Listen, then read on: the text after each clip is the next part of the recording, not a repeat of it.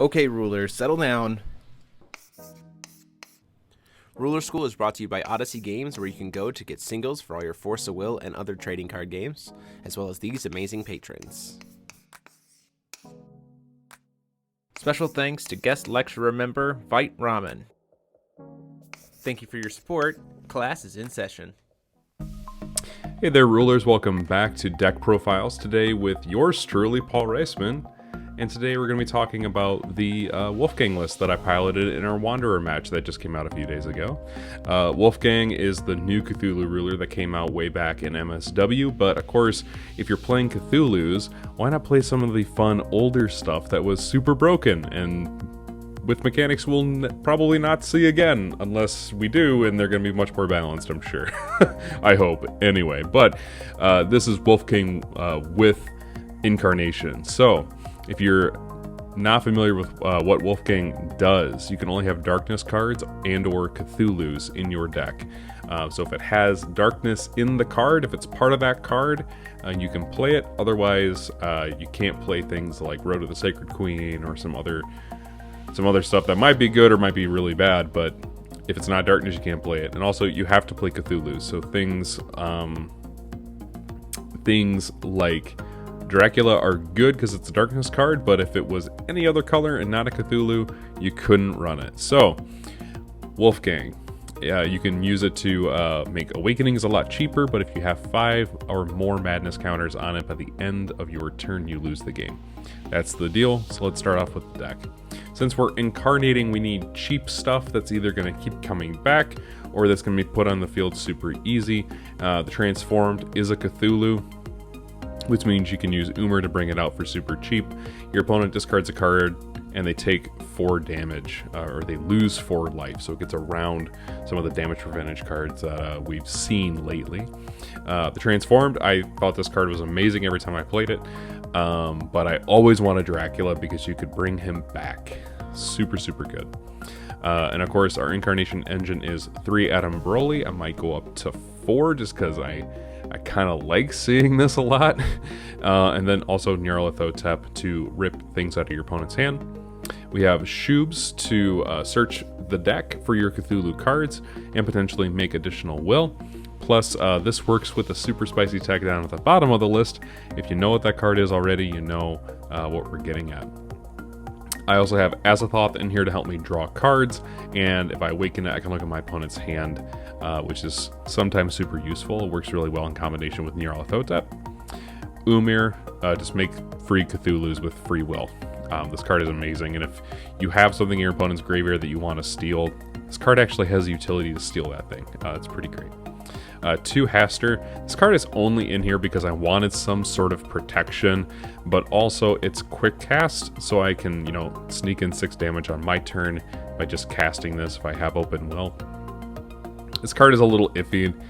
Probably not going to play this very much, if I'm going to be totally honest, because it has to target stuff that is Cthulhu's, and I think we have a better cancel right now. You'll see that a little bit later too. I play the new Nyarlathotep, which is actually the old Nyarlathotep in the time. Okay, whatever. Nyarlathotep was really good against Fox because he could not suck up things to make chimeras, because you cannot respond to Nyarlathotep, which is super fun, especially against Fox. You might want to side a couple of these against the Fox matchup, especially in Wanderer, if you're expecting that. What some people consider to be the best card in the deck, I wouldn't disagree. This card has some intricacies to it, right? All your Cthulhus gain swiftness, but if it enters, all of your Resonators, regardless if they're Cthulhu or not, will gain plus 10 attack. If you awaken it, you get plus 10 and Pierce, but you can always get the plus 10 without awakening, which is kind of nice to know. So just be aware of that. You don't always have to awaken it to get the boost.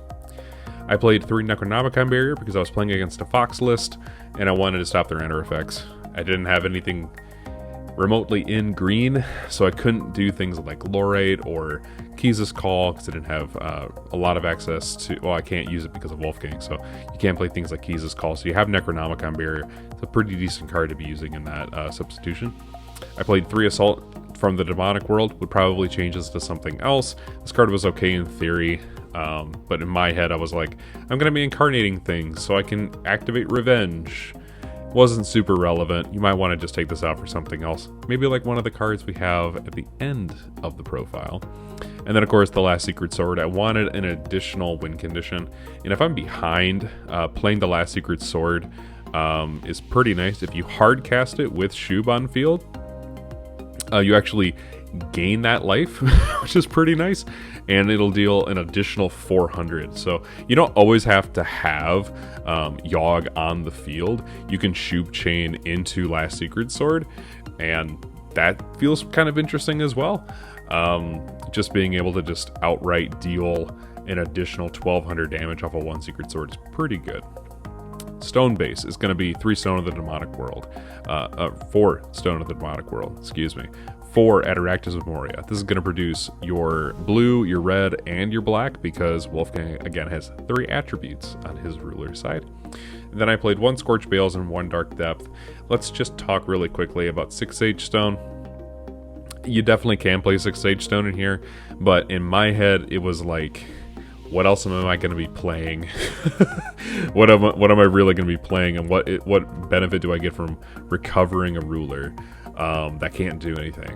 So I opted not to play it, but in this case, just playing the straight flush of stuff to make sure that I always had darkness on 1, and then I always had access to either Shub or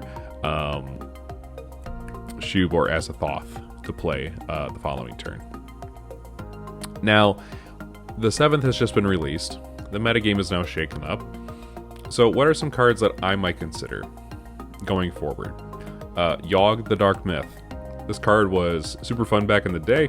You incarnate 3 things that have darkness, and I think 2 of them can have red in them. And then it just eats all of your opponent's 2 drops or less.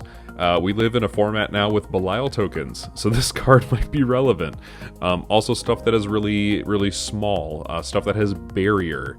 I think specifically of the new Prideful Mermaid, or things that have been given barrier, like by wall or something.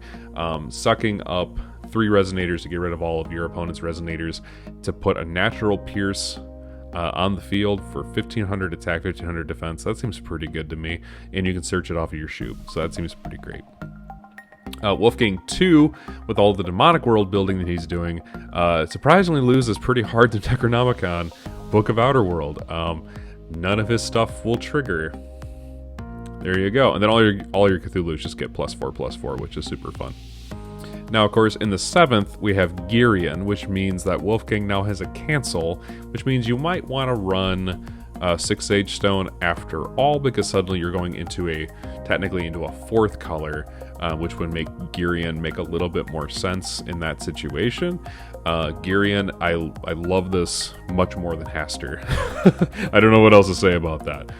He's just better all around, and if you manage to get this thing on the field, this thing is amazing.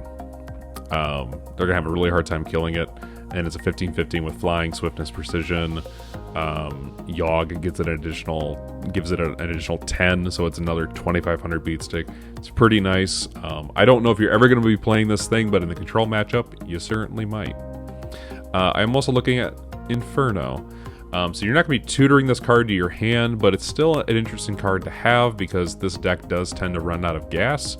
And so if you top deck it into an Inferno, you want to make sure your opponent's in that situation with you. But also, if you're getting hammered, Inferno can all of a sudden just make it so your opponent has as much life as you. And because we're in Wanderer, Faer's spell does exist, and this does not get quick cast because you will not be playing God's Arts. So just be aware of that as well. Inferno might be able to sneak through because you can't cancel it with Faer's spell. Last and certainly not least, Megara is an amazing card. The fact that it's a Cthulhu, Umar can pay for it. It can be searched off of... it can be searched off of Shub. Shub can pay for it. There's just so many different things that are happening here. You can play it on your opponent's turn, which means I think it's better than Hastur. Because it has quick cast, right? But it also has flying. It's a 7/7. It does more work. It's just amazing. I think this card is fantastic. This should definitely find its way into the deck.